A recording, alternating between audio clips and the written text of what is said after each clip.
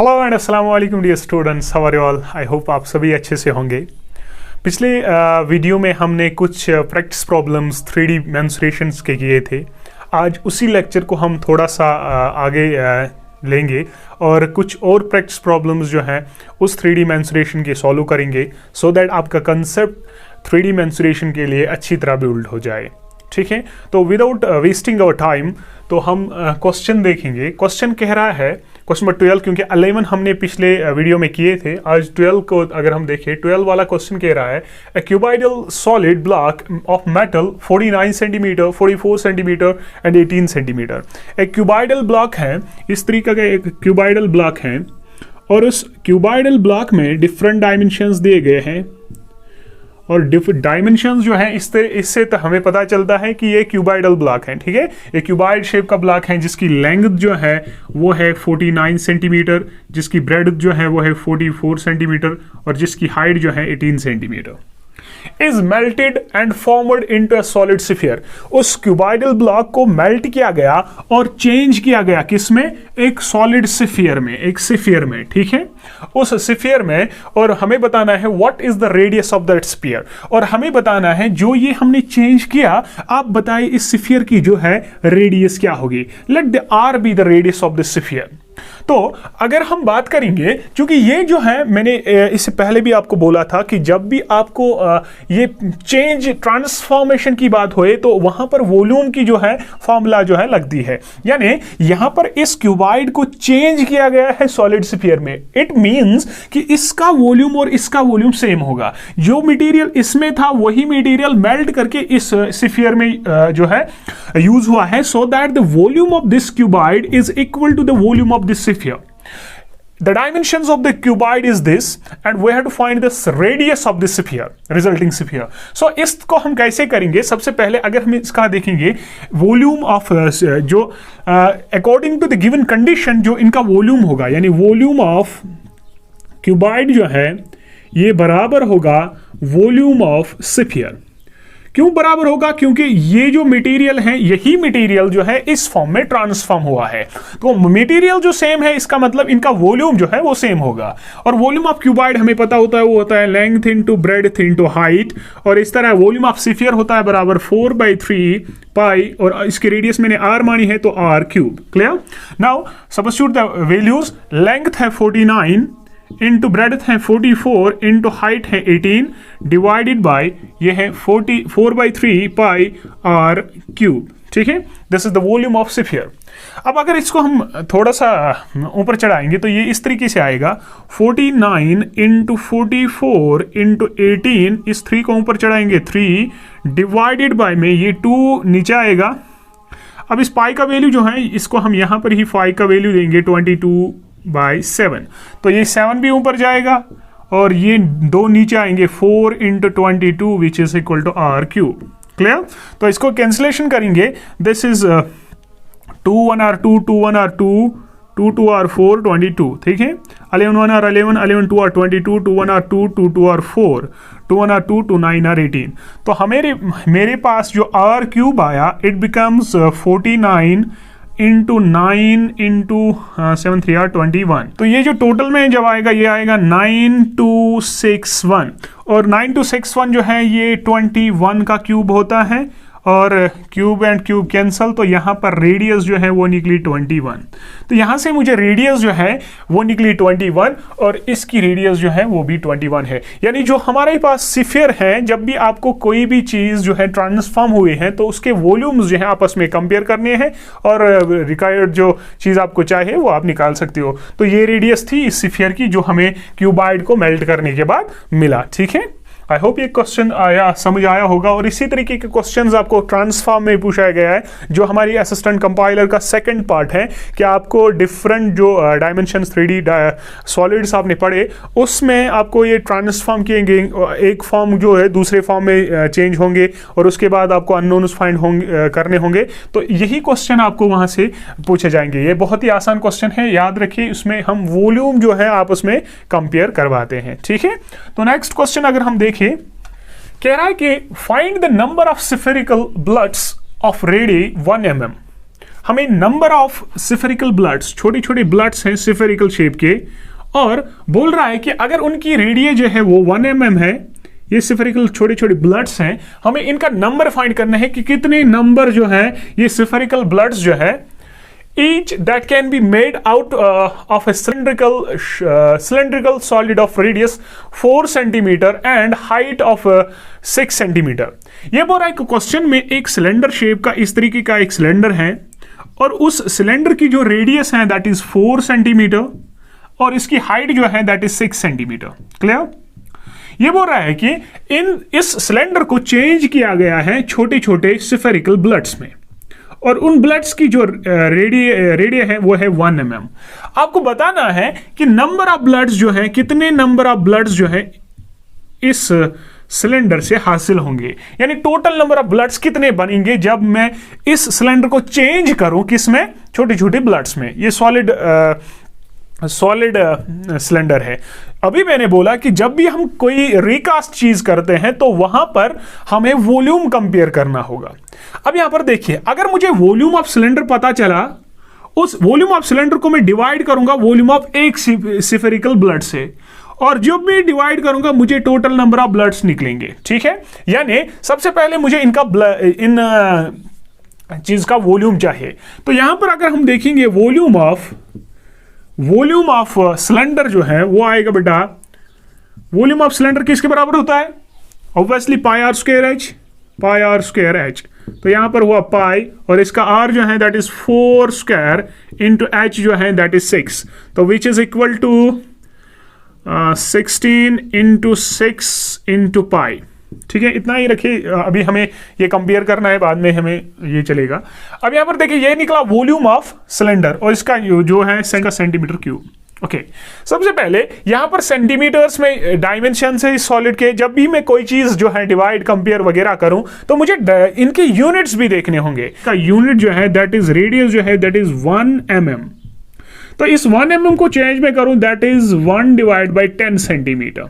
ठीक है, 1 mm होता है 1 डिवाइड बाई 10 सेंटीमीटर। क्योंकि मेरे पास डायमेंशंस है सिलेंडर के सेंटीमीटर्स में, तो इस स्फेरिकल के डायमेंशंस जो है वो भी मैं करूंगा चेंज, किसमें? सेंटीमीटर्स में। ठीक है, अब यहां पर देखिए वॉल्यूम ऑफ स्फेरिकल ब्लड क्या निकलेगा बेटा? ये आपको ये चीजें जो है ना आपको ज़बानी करनी है, थोड़ी बहुत कैलकुलेशन करनी है, थोड़ी बहुत। वॉल्यूम ऑफ स्फेरिकल ब्लड क्या है बेटा? और वो मुझे पता है, वो होता है 4/3 पाई आर क्यूब, यही होता है ना। ऑब्वियसली 4/3 पाई जो है ऐसे ही रखिए, और आर जो है इसकी 1/10 सेंटीमीटर है, क्योंकि mm है, यहां पर मैंने सेंटीमीटर्स रखा, तो क्योंकि मुझे इस वॉल्यूम को डिवाइड करना है इससे, तो वहां पर जो है यूनिट सेम होनी चाहिए। तो यहां पर 1 mm जो है ना इसको मैं चेंज करूंगा सेंटीमीटर्स में, और वो होगा 3 बार है 1/10 इंटू 1/10 इंटू 1/10, है ना। आर क्यूब मीनस एक आर है 1/10, तो 3 मीनस 3 बार मल्टीप्लाई। ठीक है, तो ये आएगा ऐसे पाई इंटू 4 डिवाइडेड बाई 3000। ठीक है, सेंटीमीटर क्यूब। अब दोनों का वॉल्यूम मुझे पता चला, लेकिन मुझे क्या फाइंड करना है? नंबर ऑफ ब्लड्स, यानी नंबर ऑफ ब्लड्स जो है वो कैसे में मुझे निकलेगा। तो नंबर ऑफ ब्लड्स जो होता है ना, ऑब्वियसली कॉमन सेंस है, नंबर ऑफ ब्लड्स जो निकलेगी वो मैं टोटल जो वॉल्यूम जिससे मैंने ये स्फेरिकल ब्लड्स हासिल किए हैं, यानी उसका वॉल्यूम, यानी वॉल्यूम ऑफ सिलेंडर, उसको मैं डिवाइड करूंगा एक ब्लड से। तो मुझे टोटल में, जब मैं एक ब्लड से डिवाइड करूंगा, मुझे टोटल नंबर ऑफ ब्लड्स निकलेंगे ना जो इस सिलेंडर से हासिल हुए हैं। तो ऑब्वियसली डिवाइड बाय करूंगा वॉल्यूम ऑफ ब्लड से। ऑब्वियसली तो कंपेयर करिए, तो वॉल्यूम ऑफ सिलेंडर हुआ 16 इंटू 6 इंटू पाई, ये डिवाइड बाय में है, यहां पर ये है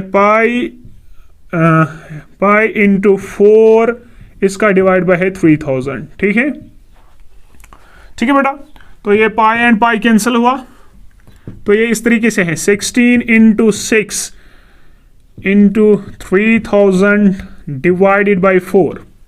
ठीक है, 4 1 आर 4, 4 4 आर 16, तो वो निकला 4 इंटू 6 इंटू 3000, और वो निकलेगा 72000। तो इतने नंबर ऑफ ब्लड्स जो हैं वो इससे हासिल होंगे जब मैं एक सिलेंडर को चेंज करूं ब्लड्स में, और ब्लड्स का डायमेंशन होगा 1 mm और डायमेंशन उस सिलेंडर के होंगे दिस 6 and 4 सेंटीमीटर रेडियस। तो उसको हम सीधे करेंगे, जो नंबर वॉल्यूम निकलेगा सिलेंडर को डिवाइड करेंगे वॉल्यूम ऑफ ब्लड से, तो मुझे निकलेगा नंबर ऑफ ब्लड्स कितने आए। तो ये हमारे पास क्वेश्चन नंबर ये था, तो इसका b part c part answer है। तो नेक्स्ट क्वेश्चन अगर हम देखें, कह रहा है the diameter of A solid metallic sphere is 16 centimetre. कह रहा है कि एक सॉलिड मेटालिक स्फीयर है इस तरीके का, और जिसका जो डायमीटर है दैट इज 16 सेंटीमीटर। ठीक है, अगर 16 सेंटीमीटर डायमीटर हुआ तो रेडियस 8 हुई कि नहीं? ओके, फिर कह रहा है the sphere is melted and recast into 8 equal solid spherical balls. यानी ये बोल रहा है कि इस स्फीयर को मेल्ट किया गया, और मेल्ट करने के बाद छोटे छोटे 8 स्फेरिकल बॉल्स में इसको चेंज किया। 1 2 3 4 5 6 7 8, लेकिन ऑफ इक्वल सॉलिड स्फीयर, यानी जो ये सॉलिड बॉल्स हैं ये सारे इक्वल हैं, यानी इनके डायमीटर्स जो हैं वो आपस में इक्वल है, सारों का सेम डायमीटर और रेडियस है। ठीक है, क्लियर? और उसके बाद बोल रहा है determine the radius of the balls, यानी मुझे बतानी है इन बॉल्स की रेडियस क्या होगी। यानी एक की रेडियस पता चली, वही सारों की रेडियस होगी, और इसकी रेडियस जो है वो है r दैट इज 8 सेंटीमीटर, और इनकी रेडियस मान लीजिए लेट r जो कैपिटल R है वो इनकी रेडियस है। ऑब्वियसली जब मैंने इस सॉलिड स्फीयर को मेल्ट किया और रिकास्ट किया छोटे छोटे स्फीयर्स में, it means the volume of this whole जो स्फीयर है is equal to the volume of these 8 छोटे छोटे स्फीयर्स। क्लियर? यानी इनका वॉल्यूम जो है that must be equal. Why?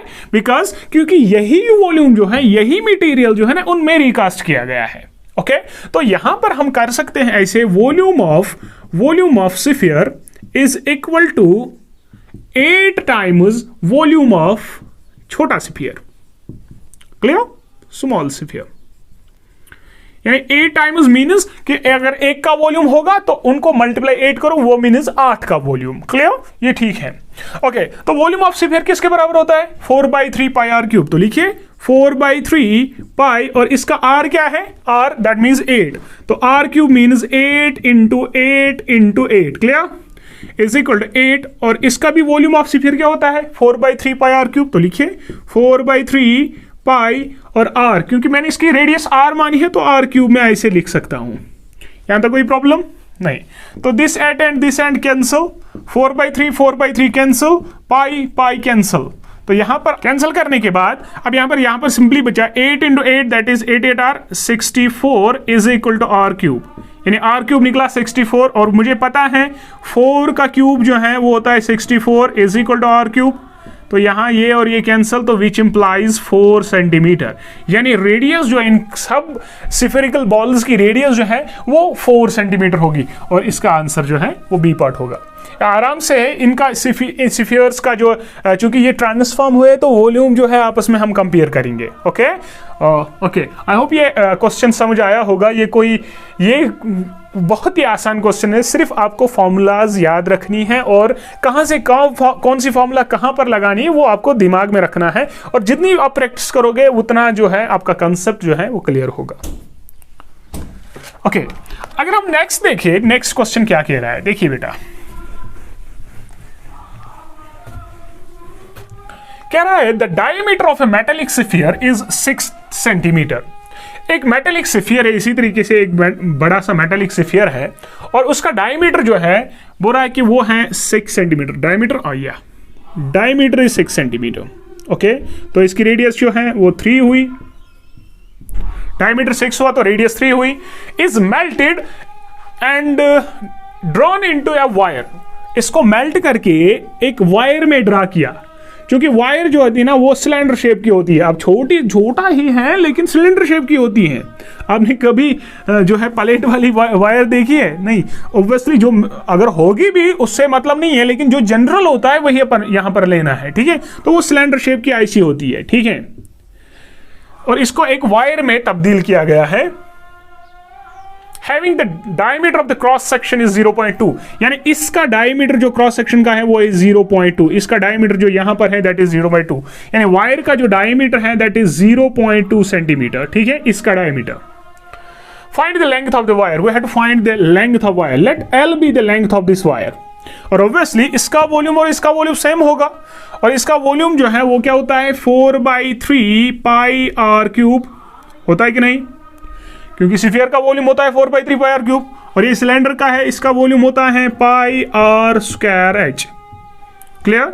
यहां पर एच जो है ना दैट इज दिस एल, क्योंकि यहां पर हाइट जो है सिलेंडर की अगर मैं इसको ऊपर रखूं तो वही एल जो है ना लेंथ वही है एच, ठीक है, ऑब्वियसली। तो यहां पर इन दोनों का वॉल्यूम जो है वो सेम होगा, तो यानी क्वेश्चन में जो चीज है वो आएगी 4/3 पाई, और आर जो है इसका 3 है तो 3 क्यूब, ठीक है, इज इक्वल टू, और pi r square h, pi r जो है वो आएगा, अगर यहां पर डायमीटर है 0.2, डायमीटर है, diameter of cross section is 0.2, obviously अगर डायमीटर है 0.2 तो रेडियस जो है वो होगी 0.2 divided by 2 which is equal to 0.1 centimetre, ठीक है, वो 0.1 उसको अगर मैं ऐसे लिखूं 1 डिवाइड बाय 10 सेंटीमीटर लिख सकते हैं। क्लियर? तो यहां पर लगाइए पाई 4/3 पाई, और आर जो है वो है 1/10, तो 1/10 इंटू 1/10, क्योंकि आर स्क्वायर है तो 2 बार लिखा, इंटू एच जो है that is the length of wire that is L. Clear? We have to find this L, this pi and pi cancel, तो यहां पर देखिए ये आएगा 4 into 3 into 3 into 3 divided by 3, और ये 10 ऊपर जाएगा तो ये आएगा 10 और 100 is equal to L, this 3 and this 3 cancel, plus करेंगे कल से 3 3 आर 9 9 4 आर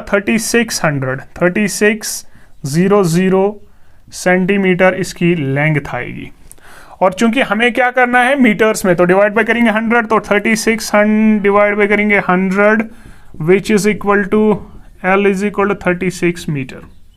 चूंकि मीटर्स में आंसर दिया गया है, यहां पर मैंने सेंटीमीटर्स में लिखा, सेंटीमीटर्स में निकाला ना, क्योंकि सारे डायमेंशन सेंटीमीटर्स में है, तो इसका आंसर जो है सेंटीमीटर्स में निकला, फिर उसको डिवाइड बाय करेंगे 100, वो होगा चेंज मीटर्स में, तो 36 मीटर जो। नेक्स्ट क्वेश्चन हमारे पास है, frustum of A right circular cone of height is 16 centimetre with radii of its circular ends as 8 cm and 20 cm has its slant height equal to। ये बोल रहा है मेरे पास एक फ्रस्टम है, इस तरीके का एक फ्रस्टम है, फ्रस्टम ऑफ ए कोन है, और जिसकी हाइट है 16 सेंटीमीटर, इसकी हाइट जो है that is 16 centimetre, h slant height नहीं एच, ठीक है, with radii of its circular ends as 20 and 8 centimetre, और जिनकी रेडियस है ये 20 है बड़ी वाली, और छोटी वाली रेडियस जो है वो है 8 सेंटीमीटर, और बोल रहा है कि इसकी स्लांट हाइट फाइंड करिए, और मुझे पता है कि स्लांट हाइट होती है बराबर under root of R2 minus R1 का होल स्क्वायर प्लस RH, और यहां पर भी H गिवन है H स्क्वायर। क्लियर? तो सीधे वैल्यू सब्स्टिट्यूट करिए, दैट इज R2 बड़ी वाली जो है R2 है दैट इज 20 माइनस R1 जो है छोटी वाली है 8 का स्क्वायर, ठीक है, आप वो लीजिए या ये लीजिए, दोनों सेम है क्योंकि स्क्वायर है तो माइनस कोई प्रॉब्लम नहीं करेगा, प्लस H जो इसकी H है दैट इज 16 का whole square which is equal to 20 minus 8 that is equal to 12 square plus 16 का square which is equal to root of 144, which is equal to 144 plus 256, तो 16 का square which is equal to 400, और 400 का square जो है वो होता है 20, तो 20 सेंटीमीटर इसकी जो है स्लांट हाइट है। ऑब्वियसली सी पार्ट इसका आंसर है। क्लियर? कभी कभार आपको डायरेक्टली फॉर्मूला ही पूछी जाएगी कि आप बताइए कि अगर डिफरेंट रेडियसेस हैं, आई होप ये समझ आया होगा, ये मसला नहीं है, सिर्फ आपको ये स्लांट हाइट की फॉर्मूला याद रखनी है, और आपको पता है कि स्लांट हाइट जो फ्रस्टम होती है वो यही होती है R2 माइनस R1 का whole square plus H square, और उस जो जनरल कोन है उसमें होती है slant height root of R square plus H square, ठीक है, यहाँ पर R1 R2 होती है, उसका सब्ट्रैक्ट का स्क्वायर जो है वो होती है स्लांट हाइट में। और नेक्स्ट क्वेश्चन अगर हम देखें, नेक्स्ट क्वेश्चन बहुत ही आसान है, इसमें वो कह रहा है the radius of ends of the frustum of A cone of height H centimetre, एक फ्रस्टम ऑफ ए कोन है इस तरीके का, और बोल रहा है कि उसकी जो हाइट है वो H है, इसकी हाइट जो है h है और बोल रहा है कि रेडियसेस है r1 और r2। मान लीजिए ये है r1 और ये है r2 और बोल रहा है कि सेंटीमीटर क्यूब में इसका वॉल्यूम बताएगा। डायरेक्टली फॉर्मूला जो है वो क्या होती है, बराबर 1/3 पाई h r1 का स्क्वायर प्लस r2 का स्क्वायर प्लस r1 r2। ये होती है क्या, volume of frustum of a cone. और यहाँ पर r1 r2 ये रेडियस है और h है, तो इस हिसाब से हमारा जो है वॉल्यूम होगा। तो अगर आप देखें इसमें भी h पाई पाई है ही नहीं, तो इसमें पाई है ही नहीं, इसमें पाई है, तो इसका c पार्ट जो है इसका आंसर होगा। ठीक है, तो आपको कभी कभार डायरेक्टली फॉर्मूला ही पूछी जाएगी, तो वहां पर आपको ध्यान रखना है कि कौन सी फॉर्मूला जो है सेटिस्फाई होगी। तो नेक्स्ट क्वेश्चन अगर हम देखें, नेक्स्ट क्वेश्चन है the slant height of a frustum of cone is 4 centimeter and perimeter of its plane ends are 18 centimeter and 66 centimeter. What is the curved surface area of a frustum?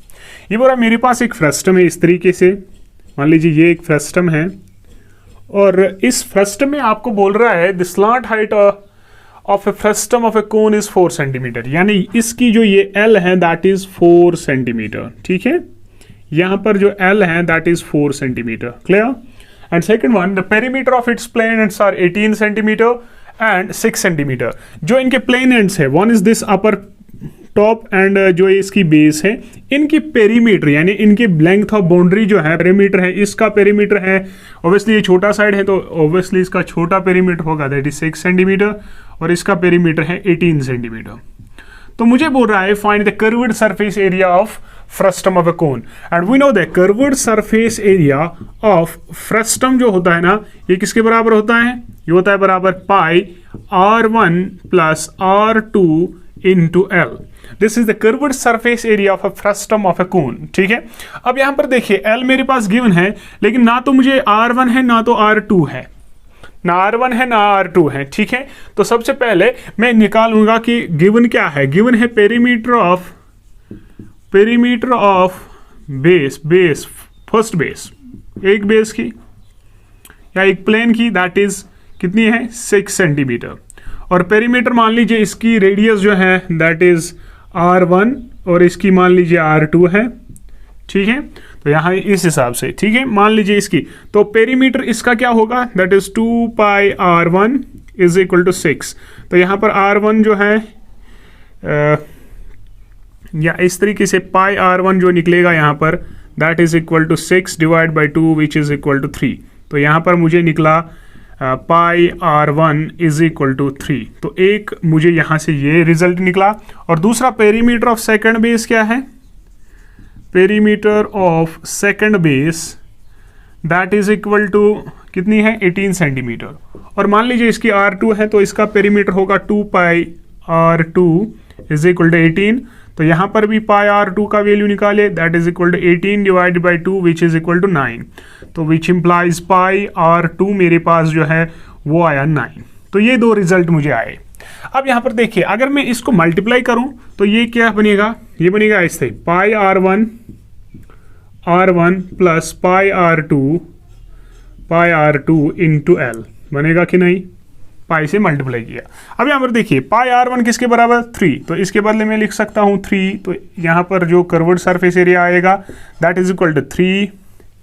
ठीक है, plus pi R2 के बदले 9, तो इसमें 9 दीजिए और into L, L है 4 तो ये लीजिए 4, ये है 12 इंटू 4, 12 4 आर 48 सेंटीमीटर स्क्वायर। तो 48 सेंटीमीटर स्क्वायर इसका कर्व्ड सरफेस आया which is equal to this d part.